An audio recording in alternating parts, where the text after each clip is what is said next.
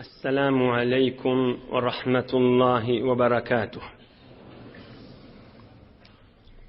بسم الله الرحمن الرحيم. الحمد لله الذي هدانا لهذا وما كنا لنهتدي لولا أن هدانا الله. حمدا كثيرا طيبا مباركا فيه. الحمد لله عدد خلقه ورضا نفسه وزنة عرشه ومداد كلماته.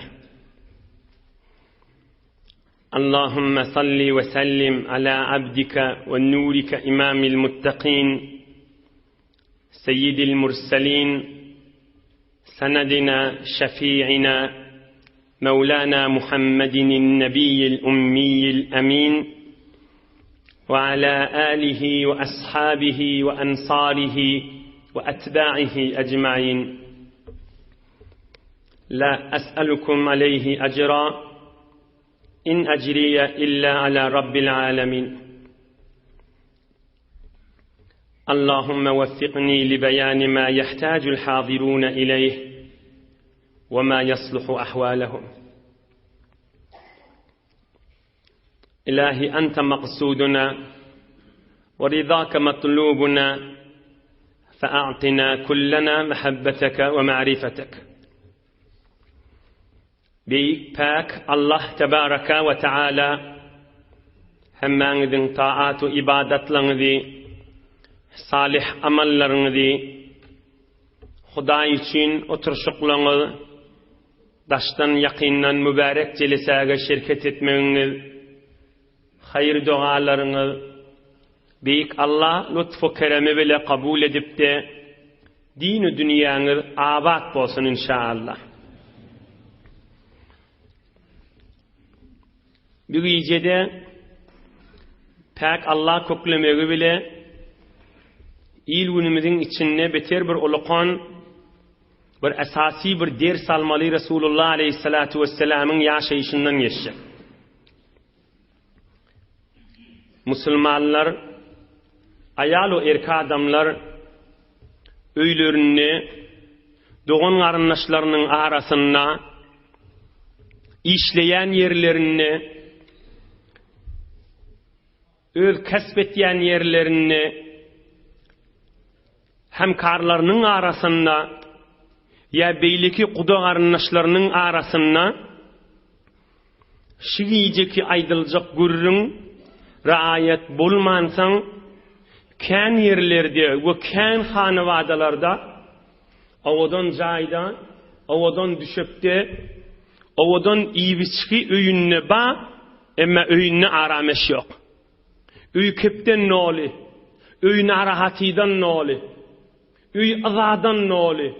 Näme narahati? Puç narahati. İnşallah işte görürün gelir. Hamana bir ay 2 aylap eğer heleyi olup şonu narahat boluşup görürün ödü ötüyle. 2 ay 3 ay sonra belli oluyor narahat bolup durulları bir puç da adam içtik. Näme deyip aradak pudul ağlap duranmıştık. Ağladaki kepçi ağlayanmış. Böyle de son keyfini ananıp, hava verip, öğüleri yellenip, o tarafı görseli salamlaşmani, görseli inlemani, vuracak bolup, vurşacak bolup, hiç tat yok yerine, şu aradaki adamın keyfi vur, doğru mu kam, yalan mı kam, o da adı fikretmeni, kân hanevadala, müteessifana, Huday Teala'nın şu buyruğundan, Resulullah'ın şu yaşayışından habersiz olansan, puç da adamın üstüne şey çıknar hasip olup belede. Ya ulamaların arasında, ya ahun molla olsun, ya beylik olsun, bir arada, onun yan adamın ayıttı diye, onun yan adamın bolonda neyme? Onun yan adamın kepçi olsa, fuzul olsa, kep katnatıp veren olsa, dinimiz ona fasık diye diye. Men anananım menen, sen anananın menen, ol evliya olluğu değil ki yon. Sen anan yanmıştın. Anan yan ne olsan, şeriatta orayı diyen görürün ma, şunu ayet etmeli bolar ahim. Onu Hudaydan eşten yani Kur'an'ın görün yal edip davalar ediliye, onun için zindigiyle de süyücülüğü yok da. Hususan zinanaların arasında. O zinana şeylemiştim, hani erkek adam. Hani zinanasın oğlun şon terbiyet vermeyi. Howlukman şayet yalandır bu görürün. Sunna olsa innep vermelidir. Mundan çürüm zindigini ağlık etmelidir. Huday için yaşamalıdır diyen adam terbiyet vermeli. Mert olmalı. İnşallah şu gecede biter bir qisqa urrunda olsa Resulullah aleyhissalatu vesselam'ın yaşayışına bir ulukon vakıa hatta şon üstüne Suriye Hucurat 26. parada Suriye Hucurat 6. ayette iniptir da şondan çireyim. Göreyli näme urrun morttur. Ba'atha Resulullah sallallahu aleyhi ve sellem الوليد بن عقبة إلى صدقات حي من أحياء العرب. Bir təzə musulman molon biri varmış. Hədir imanın içine girmedik. İmanı giriptir. Ama pısqı fucurluq varmışdı kədir. Peygamberimiz aleyhissalatu vesselam da şoni imanına Medine-i Münevvere'ye gittir da yankı. Kafirliğine ayırıptır. Yönü günahları, olukon günahlardan bağmışadır. Peygamberimiz aleyhissalatu vesselam de şol adamı Arapların bir tayfalarının birine şolun zekatlarını allegellip şo yankı adamı ivertir. Hadir fıskı fucuru ba adamı. Elbette Peygamberimiz aleyhissalatu vesselam on dine gaşin mahul salcak boluvay diyenler ya ol fıskı fucurluğunu oğrine diyenler ol inşallah gurrunlar gelir işte. Hulasa Peygamberimiz aleyhissalatu vesselam bunu iyi veriptir. Bar palan tayfa zekatları teyi arlap koyundurla şonu musulmanların gariplerine paylamalı deyiptir. O tayfa ne muhim? Bir bariyada şu tayfa gaşin. Muhim yerde ştay. O tayfada hevora qava adamla öz ulukon giyin yerlerini mescitler salıp namazhan, edipli, terbiyetli, kat imanlı adammıştıklar. Müslümançılıklarına qaim milletmiş. Onun içinde qava adamlar ba Peygamberimiz adam verilliğini eşitip zekatlarını beğenip çıkarıp koyuptırlar. 20 adam dağda şu zekatının yanına koyuptırlar. Çıkarılan zekat mal diyeden koyundan. Şu geliyen adam geliyaka şun övünün istikbal edip övünün çıkıp Resulullah bize adam iyi veriptir. Zekat mal alıp gitmeden çürüyüm deyip şun istikbal edip kucaklap getirip mallar tevil vereyliğin deyip böyle o qava adammıştıklar.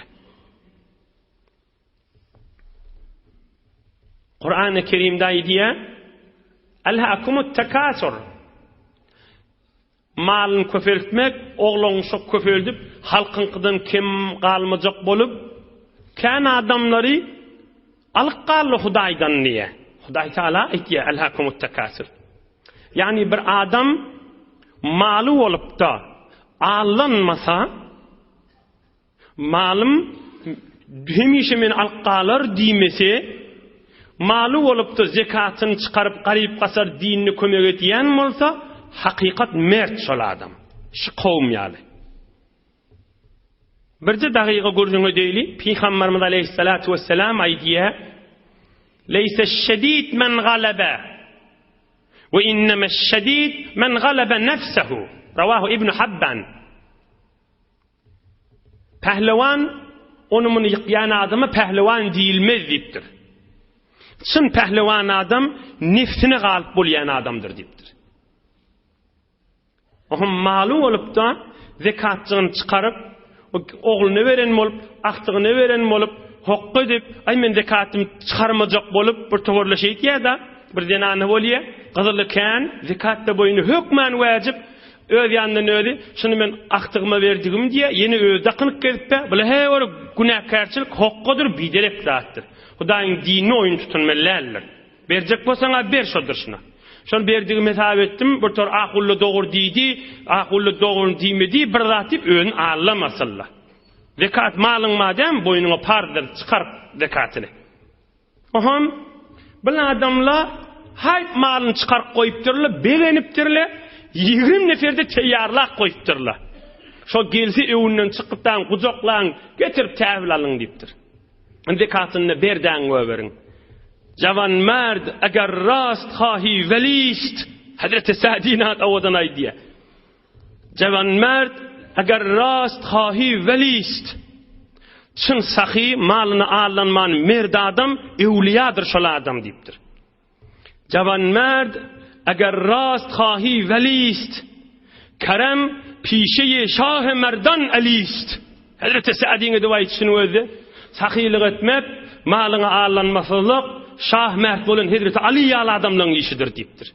Hulasa, bilawr qawa adammış, men mun birime qawluqlaryny aýdyp ötin, işte zihniniz teýýar amada bolar ýaly.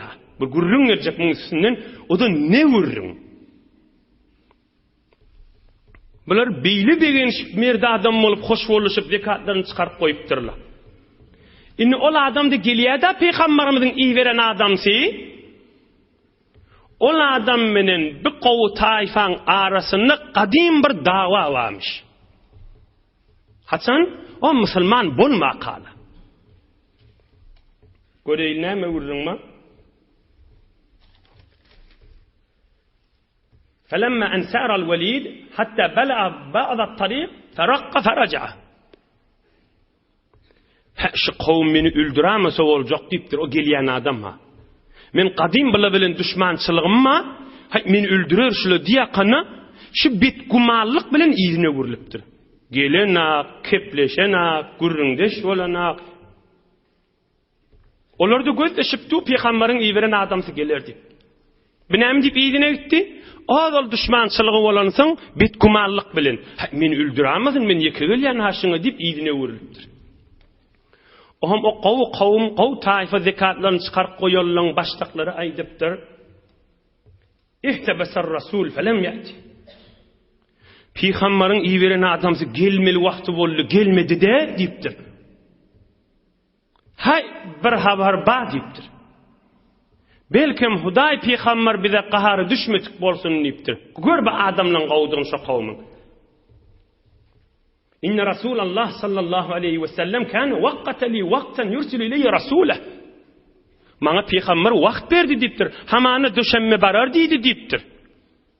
Peýgamber wa'desini ters durýan nähildir? Hay qawmym diýipdir. Belkim bir habar bolmatyk bolsun diýipdir. Bir biderek habar, bir Hudaý peýgamber bizden qahar ya narahat bolmatyk bolsa boljak diýipdir.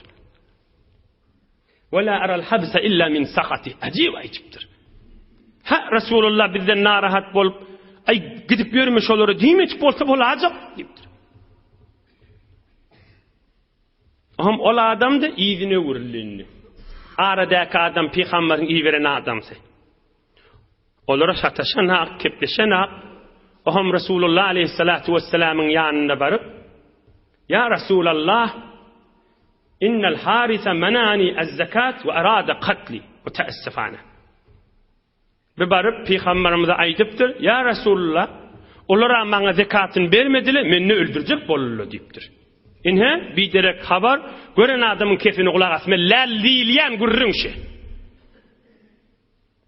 Ha şeýlemedi ýakana, derew eline taýak alma lallilýän gurrunştadan başlaýar. Üstüne ayet inip Kur'an inen gurrunşy. İdine öwürlipdir, näme diýip odol dawasy bolan soň, odol ýüregini bir zat barmış. Emme peýgamberim de gelipdi bir kef aýdypdyr. Yani näme diýdi o bolýar? Zekat berjek däldiler, meni öldürjek bolýarlar diýdigi, yani ola kafir bolýarlar diýdigi da. Jenge teýýarlyk gördüler diýdigi ha. Rasulullah aleyhissalatu vesselam ol serdar alem ol habibullah qatna rahat boldy. Ve bu qawm näme bil olat. Emma goreýli Rasulullah nämetýä. فلم يعجل رسول الله صلى الله عليه وسلم ودعا خالد بن الوليد رضي الله عنه. Peygamberimiz hawlykmandyr. Göreýli wakyl näçe diýipdir. Mert bolan Halid ibn Velid'i çağırıpdyr. Bir neçe neferde ýanyna beripdir. Ey Halid ibn Velid dipdir. Palan tayfany bilýänmi Hawwa? Şinneçe nefer bolup bararsın dipdir. Urmuqhum indas-salah. Fa in kana al-qawmu qad taraka as-salah fasha'nuka bihim wa illa fala ta'jal ilayhim. Ey Halid, gün yaşar wagt bararsın dipdir. Şolary gör dipdir. Ogrindan berden habardar bolýardyr. Şola akşam okuýamy gör dipdir.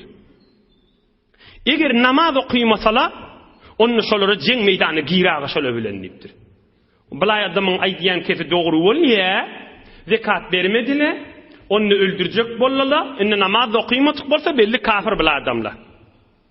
Murtat bolupdyrlar, ýani dinden öwürlipdirler. Emma namaz okuýsalar, onu jeň meýdany girme ola bilen. Gör näme habar, maňa da habar getir dipdir. Şir olan Halid ibn Velid gidipdir. Öwre taktikli, hünürli, jeň meýdany görün we daýaw. Hatta odal kafir wagtynda da kafirlaň başymyşdyk odal gurrun kan geçendir. Fadana minhum Halid inda ghurub ash-shams fakaman haythu yasma'u al-adhan fa idha huwa bil mu'adhdhin qad adhan. Halid ibn Velid hewre yuwaşlıktan kemin tutup hewre yuwaşlykdan buqunip barıpdyr. Bir azan çekse şolowadan eştilajak ýerde bir oýun içinde durupdyr. Gün ýaşypdyr. Bular akşam çykyp, akşam azan çekdiripdirler. Ha gowa adamlar dämler. Zatdan habarlary ýok. Ohum Halid ibn Velid aýtdyr, "Wa." Bular akşam azan çekdiler. Bu kavm kafir boldy diýip bir gorkup gelýär. Ay bular fakat akşam okuýandyr, bular ýaksy okuýmaz diýip gözde şeýleň diýipdir. Ma arahum illa yusallun fala'allahum taraku gayra hadihi as-salah. Ay fakat akşam okuýandyr, bular gözde şeýleň diýipdir. Beş wagtyň birini amdan atberseler, jeň meýdanyna çykarjak Halid ibn Velid. Gözdeşipdir. Amrak garalypdyr. Şamak yaşıptır. Gün yaşandan bir saat soňram şamakda yaşaýar. Bir saat yarım soňram ak şamakda yaşaýar. Ýasty wagty bolupdyr. Bular ýastydan sürümde adan çykyp ýastyny okuýpdyrlar. Aham Hazreti Halid ibn Velid häzir de şu taýda keminne hewre oglyň ýerde dola kulak asyp dola. Fala'allahum taraku salatan ukhra. Ha bular erti namaz okuýanlar bolmaýçamlar diýipdir. Zahmet çekilipdir ha dinden çüreyim. Resulullah'ın buyruğunu yerine getirecek bolup hewre habardar bol. فكمن حتى إذا كان في جوف الليل فتقدم حتى أظل الخيل في دورهم أي برك الله خالد. Giyjan yar bolupdyr. Hewre yuwaşlykdan bir neçe at bilen şolaň hayatlarynyň içine dady girişipdir da. Görse şolaň adamlarynyň yuwaşlykdan mescide girip dangdan öwünçe hamana şuwlem 3,5-4'de bolýar. Dangdan öwünçe bir tur adamda mescide girip biri-birinin Kur'an öwrenip tahajjud namazy okuýup dolar diýe. Fahum yetahajjaduna bihi min al-leyl. Erti namazdan bir saat önce tahajjud namazy, gije namazy okuýup dolar diýe. Mahul Halid ibn Velid heýrana galypdyr. Bu näjire bolup kowm öz ýoldaşlary bilen heýran galyp. Summa atahum inda as-subh fa idha al-mu'adhdhin adhana fasallaw. Aham kenarrak çekilipdirler. Erti adan çekilipdir, erti namaz okuýupdyr bular jemaat bilen. Aham erti namazdan çykypdyr jemaatly, inni ýaktally, hawa agardy, sararly. Gürçeli Halid ibn Velid ba atly şaýly jeň meýdanyna gelen ýaly o waň ýaşulsy jemaat aňta bolupdyr. Ma şa'nuka ya Halid? Näme etýäň sen Halid diýipdirler. Ýürek barýaňy öwre daň bilen ýerden bu owadan örüpdiň diýipdir. Honda Hazreti Halid aýdypdyr. Antum wallahi şa'ni. Mene sizden çürüyüm geldim jeň meýdanyna diýipdir. Antum wallahi şa'ni Utiya Rasulullah sallallahu aleyhi ve sellem Peygamberin yanına bir adam geldi. Oham aytdi, siz kafir olupsyňyz we zekatda bermänsiňiz we Rasulullah'ın iyi veren adamsyny öldürjek bolupsyňyz we o da gaçyp gidipdir diýip şu wurduňlar Rasulullah bardy we Peygamberimiz meni iyi berdi şu kawm menen diýipdir. Feja'alu yabkuna. Oham bu kawm ağlaşmagyna dörtdirler. Allah saklasın kafirlikden. Ey bu habar näme diýişdirler? Bu gurrun näme diýişdirler?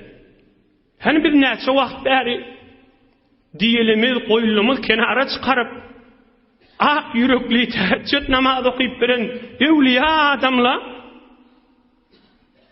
gör arada pasyk adam etýän işini häzir owaň öz ilüniň dersini girmäken görüp bolan wakyany bilen aglaşyp Hudaý saklasyn kafirlikden. Evet kafir bolmarsy diýipdirler. Ve fi riwayetin ataw Rasulullah sallallahu aleyhi ve sellem. Bir rivayette derru Rasulullah'ın yanına gelipdirler. Ya Rasulullah bir haber näme diýipdirler. Kimi verdin sen diýipdirler. Onu Velid ibn Uqba täze musulman bolan şony berdi. Uy diýipdir. Olar biz bilen odal düşmançylygy wadi. Inni musulman bolup o da asly aýryşdagym diýipdir. Onu şondan çürüm etipdir da diýipdir. Aham şey diýdi o qala aya diýipdir. Kur'an diýipdir. Hudaý Taala Suri Hujurat 6-njy aýatyny beripdir. A'udhu billahi mineşşeytanirracim. Bismillahirrahmanirrahim. يا أيها الذين آمنوا إن جاءكم فاسق بنبأ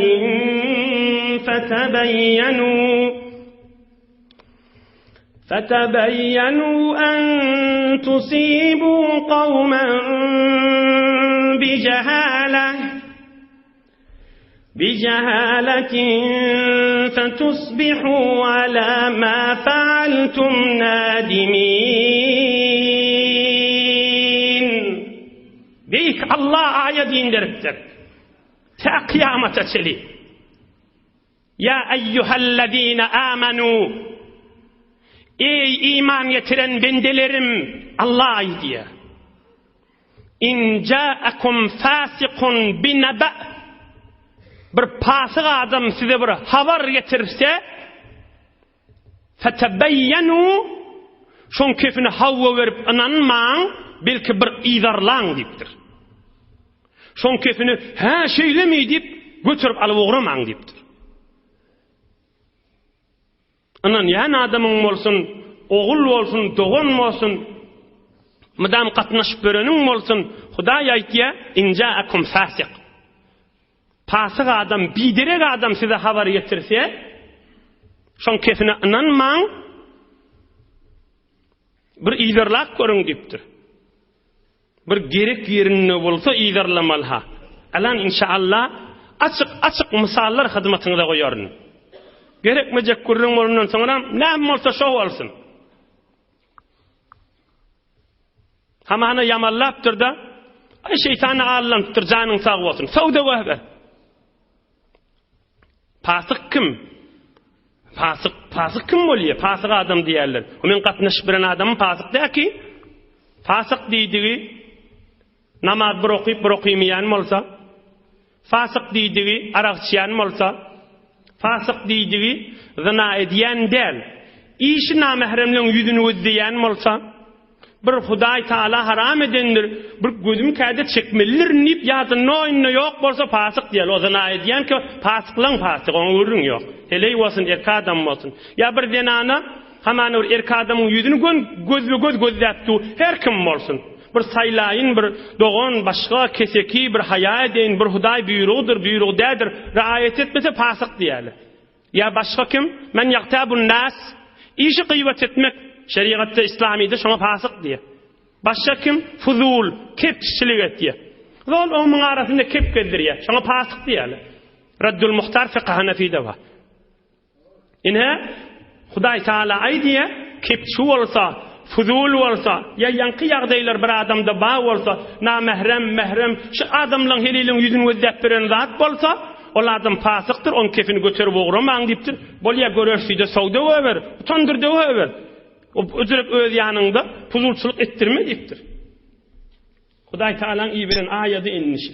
Rasulullah aleyhissalatu vesselam'ın edenişini tayid etipdir Hudaý Taala. Gör Rasulullah näme etipdir. Bir derslerine giyir eyliňini. Awwalana hemişe aýdylýan ders: ey cemaat, ey musulmanlar, ey imanny ýaşap birin.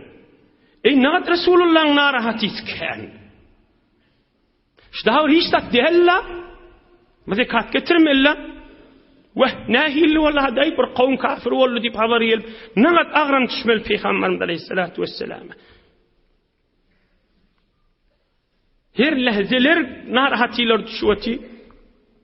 Daimel ahzan mudam narahatçylyk barmışdy Rasulullah'ın ýüreginde. Hop, mudam ýüzi tutukmuşdykmy? Mudam gaşy çytyrlymışdykmy? Mudam üfçek ýanmışmy? Ýok. Walakin daimet tabassum mudam güler ýüzlümüşdik Rasulullah aleyhissalatu vesselam. Mudam güler ýüzlümüşdik. Mudam güler ýüzlümüşdik Rasulullah aleyhissalatu vesselam. Mahtumul işan näme diýär? Nem düşmesi göğünden yer gök getirmez. Yokurdan yağın yağmasa yer gök getirmiyor da. Nem düşmesi göğünden yer gök getirmez. Min gaýgy ýygylsa bir iş bitirmez. Ol narahat bolup duranman iş bitmeýär. Är ýigit göňlüne gaýgy getirmez. Namart ogul deyin gaýgysy bolma. Är ýigit göňlüne gaýgy getirmez. Erleň er bolan Rasulullah'ny gözde. Mudam narahatçylyk ba. Ay ahiret derejemizdir diýip mert bolýanmyş. Mudam güler ýüzlümüş. Er ýigit göňlüne gaýgy getirmez. Namart ogul deyin gaýgysy bolma. Deyinlidigi namart ogul ýallydigi. Namart ogullywadyr diýipdir. Ay men Hudaý duam näme kabul etmeýär, men işim mudam oňa bir zat, mudam şikayet, mudam algyllah Hudaýyndan. Bir ahiret derejemdir, bir Rasulullah bizim ulgumuzdur, bir Eyyub peýgamberiň derejesi berilir, bir fe inne ma'al usri yusra, inne ma'al usri yusra. Dünyada bir kıyınçılıklar olsa ahiret derece uludur. Halktan önçek cennete girer. Hudaýyň ýanynda wäde hiç boş gitýän nädir bir imany ortağa oklamalar. Yok, mıdam diýen ýa-da bir tofar. Oňa mahtumul işan namard ogullyýar. Är ýigit göňlüne gaýgy getirmez.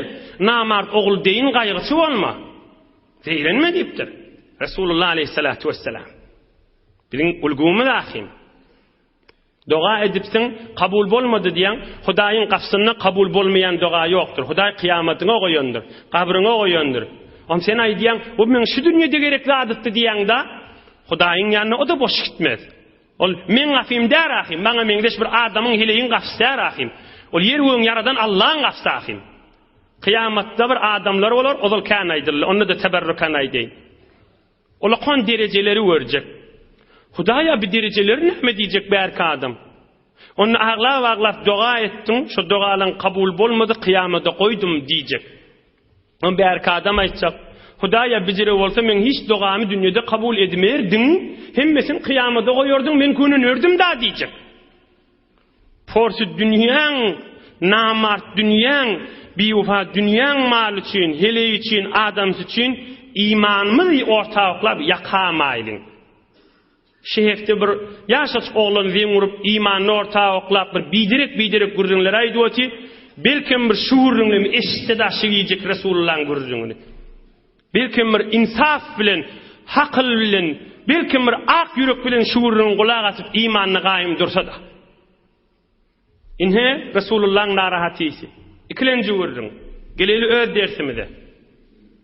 Ol adamyň gürjüňi. Uşmahal ilgünimiziň içinde kepkezdirýän adam. Belkim şu aýtjak gürrüňlemizde şu kepkezdirýän adamlara, o jyr adamlar bir dini gürrüň de gulak asana. Kaş bir gulak assaýdy. Kaş bir Hudaý näme diýe, peýgamber näme diýe diýen bolsaýdy. Kaş bir diliň mesuliýeti bar. bir adam la ilahe illallah diýse näme bolýar? Musulman bolýar. Bir adam agdy bilen bidirek zat aýtsa näme bolýar? Kafir bolýar. Dil adamy iman kafirligiň üstüne oýnap otyýar. Dilimi Hudaý azat goýup diýip, halan zadyň oňmuň ýanyna aýdyp bolmaz ahim. Dil Hudaý sen eliň azat goýupdyr. Halan zadyň edip bulaşdyryp bermelimi? Ayagyň azat goýupdyr. Mescidiň diwarlaryny defşdirip bermelimi? Nauzu billah, ayagym azat diýip Kur'an depseň bolarmy? Nauzu billah. O kafir bolar ahim ol adam. O Hudaý men janym sağa çypdyr diýip halanyň edip bermelimi? Dille şeýle. Hudaý men agdyma azat goýup diýip halanyň agyňdan çykarmalylar. Bir adam oğluna diýenne, "Tora tişe dadem ke hizom şeken, ne goftem ke diwarı mescid beken." Hazreti Sadi aýdýar. Bir adam oğluna palta beripdir, bar odun çap oğullypdyr da, ol oğlanyna bar mescidiň diwarny çapýanna şeýle. "Tora tişe dadem ke hizom şeken, ne goftem ke diwarı mescid beken." Men seň eliňe palta berdim, odun ne diýip berdim diýipdir. Mescidi harapla diýip beremek diýipdir. Hudaý da bize agdy beripdir, dil beripdir, el beripdir. Halan hüneriň bolsa çykary bermeligi däl. Zaban amad az bahre şükru sepas, bi gıybet negardane de şak şenas. Dil gelipdir, o kep aýtmaga, mehabbet kep aýtmaga, gerek wagtynda dostlaryň bilen gülüşmäne, nasihat etmäge, hak ýoluň içindeki onumun yamanlamadan çürüyüm, pululçuluk etmeden çürüyüm, kep gezdirmeden çürüyüm, musulman doğanlarını bozmadan çürüyüm. Kän adamlar yaşak gelip de içide ot yalı taraptan o fakirin zattan haberi yok. Yan kıyalla, yan fakirler haberi yok. O pululçuluk etip verenler Resulullah'ın sahabını bile daha rahat ediyordu. Nagat şuurun musulmanların arasına yeki öy girse ne kadar öyle ovadan olacak, ne kadar zindagideki narahatiyler ayrılacak. Ey musulmanlar! Haçan barmalı şuurun musulmanların kulaklarına. Kur'an, Resulullah'ın gurrunu öldü. Haçan barmalı şuurun. Dünyanın habarından habarlı bir tohar adam, kiplesin hem medattan haberi var, dinden haberi yok. İş onun bunun zindagisini bozmak, Kuda olacak bolsa bir bakilçılıklı verin, onu yamanlap, mın yanına varıp, maşin derves tutup, kreyin nade verip, şon yanına varıp, yamanlap, bozcuk bolup, bir bozgokluklar, katı mesuliyeti vardır, Hudaýyň katı kaharına düşürýän zatdyr dilin bulap durmak. Bir Buharada bir sofa geçipdir, teberrik pir geçipdir, ona sofa Allah yar diýeli, adı Allah yarmıştık da. O näme diýe? Nemimani yaman diýdi şehedin, nemime diýdi pululçuluk kepgezdirmek diýdi. Nemimani kepgezdirmani yaman diýdi şehedin, yani Resulullah'a. Nemimani yaman diýdi şehedin, sohançyn bolsa ham bolma sohançyn. Sen aýtjak kefin çynna bolsa sohançyn bolma diýipdir. Nemimani yaman diýdi şehedin, sohançyn bolsa ham bolma sohançyn. Sen aýtjak kefin dogrymy, pululçuluk etme, onu da kepgezdirme. Inhe Resulullah aleyhissalatu vesselam we dinne şo aýtyp duqaba şoladım. Adamlardan utanmada Hudaýdan bir haya etmeli bolar ahim. Hudaý hazır nazır ahim. Yalanyň hiç yere yetmez. Bir dünýede açylmasa kıyamatda açylar ahim. İkilenci almaly ders eşitýän adama sen doganjam. Sen ýanyňa, sen oglaň şoň ýanyna bir gelip pululçylyk etýärmi? Şeýlemi diýme. Peygamberimiz gör näme etipdir? Bir gerekli urun bolsa bir iýderlak görür.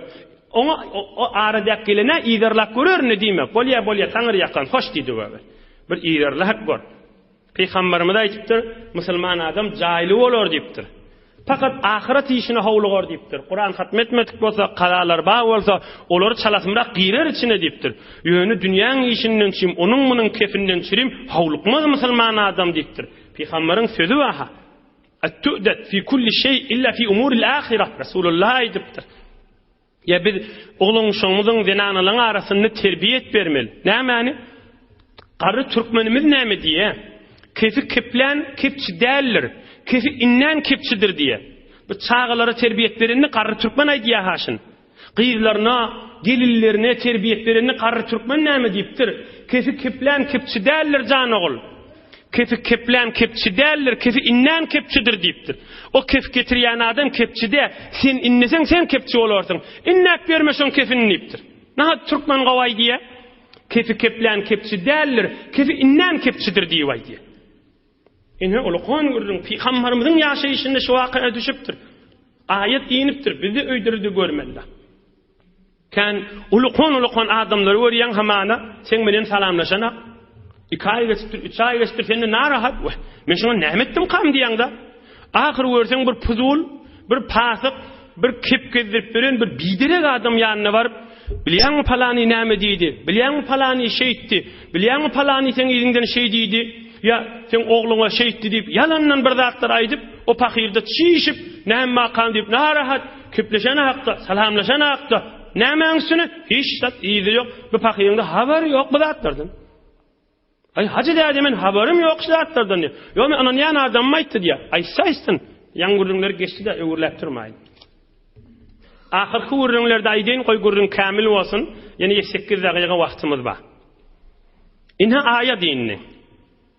Ya eyyuhellezina amanu in ja'akum fasiqun binaba'in fatabayyanu. Ey musulmanlar, size bir pasyk adam, pasygyň kim boldy? Ýanky adamlar boldy. Habar getirse bir çynçyň, bir iýdarlaň, bir görüň. Ondan şirim şeriat-ı İslamiyda okuyup berin. Ve şuritel adlu fi'd diyanat.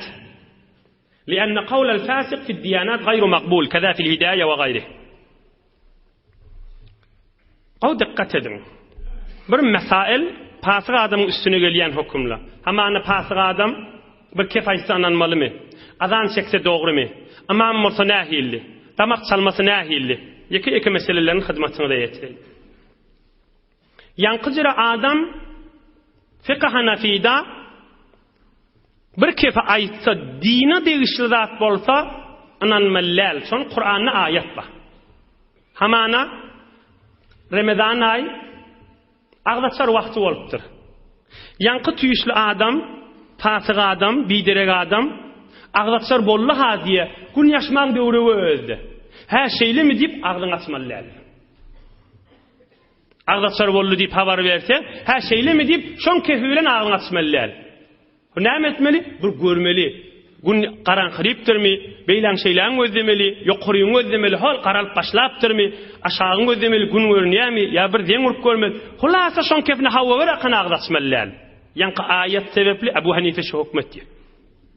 Ondan çirim kuriha azanul fasiq li'adam al-i'timad walakin la yu'adu kaza fi majma' al-anhur wa ghayrihi. Yankı tüýüşli pasyk adam azan çekse mekruh şoň azan çekmesi. Çekmeller. Mekruh. Şeriatda harama golay, şeriat yokuş görýär şoň azan çekmegini. Näme diýip ona etimat yok, nam yok, wagtynyň öňünçe soňra o näme ol, Hudaýyň razyçylygy o biter bir innäp duranak, günah halali ýöne azan çekany bilen sen namaz okuýsaň şoň azany bile sen bir azan bilen namaz okuýdygyň bolýar. Yani bir pasyk adam azan çekse sen azanyň azan bolmady gaýta çekmeliler diýmek gerek gäl. Ona çektirmeliler. Çekany bilen azanyň azan bolýar. Azan kamil bolýar, onu çekilli hesap etmeli. Walakin la yuad, gaýta çektirmeliler. Inhe birde hamana agdaçar wagty bolsa, ha hawdy ýakanyny açmalylar. El-fasiq iza kana ya'ummu wa ajaza al-qawma an man'i. Bir toğra adamlar narahat bolýar, amamyz bir pasyk adam, hiç kimde habar atyp bilen aýryp da bolanak, golayyndan barp bolanak. 5 wagt imam bolupdy, gidipdi, gelipdi. Näme etmeli? Fiqh Hanafida fatawa khaniye diýip bir qawi bir hukmy kesillenni tutulýan bir fiqh Hanafi we qawlazym. إذا صلى الرجل خلف فاسق يكون محرزا ثواب الجماعة ولا يأثم بأن يتحول إلى مسجد آخر كذا في قاضي خان باب الاقتداء. شجر فاسق adamın iyidinne awwalana şoň imam bolmagy öýle mekruh. Fasik adam imam bolmalar, mekruh şoň imam bolmagy. Ondan sonra adamlar da şoň iyidinne üýmegi mekruh. Aýrylmaly arasda adam imam bolsun ýekerak ýaşurrak bir aýtmaly. O da bolmaýar da näme etmeli? Şoň iyidinne üýanyň bilen sen namazyň kamil, sen cemaatyň sogabyny alýan. Yani ýek okuýanyňdan üýmek gowy. Yöne bir takwa arasında adamın iyilini üyen sogabın berilmeyer. Onun için ay men bir mescitte şeyle men o mescide varacak arasında takwa adam mamulya deyip ona varsan sen ne öz mescidin apper gittin deyip ona günahkar boldun deyip bolmaya. Yine tekrar edeyim. Şu mescidin bir fasık imamı var. Ay sonra üyanın menen cemaatin sogabını alyan. Yeko kıyonlar cemaatin sogabını alyan. Yöne bir arasında hudayi adamın izinli üyenin sogabı var artıkmış da o sogab ona üyenin menen bolmaya. O men bir mescitte değil, o mescide gidecek diyenin menen sen näme o mescit aylanıp sen günahkar bolyan deyip bolmaya ona. Näme? Sogabım kärrä galjak, arasında adamın izinli üyen dur, üyen ýaly bolyan deyip kidanın menen günahkarçylygy ýok. Emma damak çalmaty. وشرط كون الذابح مسلما أو كتابيا كذا في سائر المتون الحنفية. damak çalmada Allah'a imanı var adam bolsa bolýar, her kim bolsa. Biz bir fasık adam Bismillahirrahmanirrahim deyip ağzında Bismillah bolup damak çalandan sonra mutlaka halal çalan damak. Emma ahirki kefte Fiqh Hanafiyden şeriat İslamiyda gurruna değil, o hamsını okuyup tamamı değil. Emma muamelada bazarda näme? Bir fasık adam, yankıcı fasık, hamana bir yurt var, içinde kafir de var, Müslüman da var, Ors da var, Türkmen de var hamana, bir tovar yurtlarda. Bu adamın elinde de damak çalınan mal var. Elinde bir bölük, bir koyunun, bir sığırın buğdu var hamana. Men şimdi satacak diye. Ohum şolun yurdunda Ors da var, Müslüman da var da, ohum sen ve bunu Ors'tan allı mıkam, yaman Müslümandan allı mıkam diyecek da sen, ohum ol adam aysa, öyle fasık bolsa, şeraytul lahme min muslim, men şu eti Müslüman adamdan allım diyse, ananmalı son kefine. Mamlada, bazarda fasık adamın kefini, inna malih. İnhe, imma izinden bir gurrunma, hâzâ idâ galebe alel ra'yi sidquhu, أما إذا غلب عليه كذبه فلا يعتمد عليه كذا في الجوهرة. Şuurun bir mağzına, bir fikrine batsa, doğru aytyan adama mengdese, fasık da olsa, aydıp duruşu gözü oynanak, yürüğün özlep duranak, sen yürüğüne batyaşın aydiyan kefin mensin Müslüman adamdan allım diye bağlarım görürün ha. Şonna şon kefin ananmalı. Emma men Müslümandan allım haşın diyoti, emma şon gözünü oynap duruşu, yüzüğünün bolup duruşuna asıl ananasın gelenak, onun kefini ananmalılar, olur belli bir datta. Huday Teala iman, abruy, izzetten ayırmasın inşallah. Huday öylürde mümin Müslümanların arasında ittihad ve muhabbetten ayırmasın inşallah. Bir alham, üç kul huvallah okuyayım, ohum iyilgun vatanımıza ötüllemiz bilen bile hemmesine dua edelim inşallah. Okuyuverin.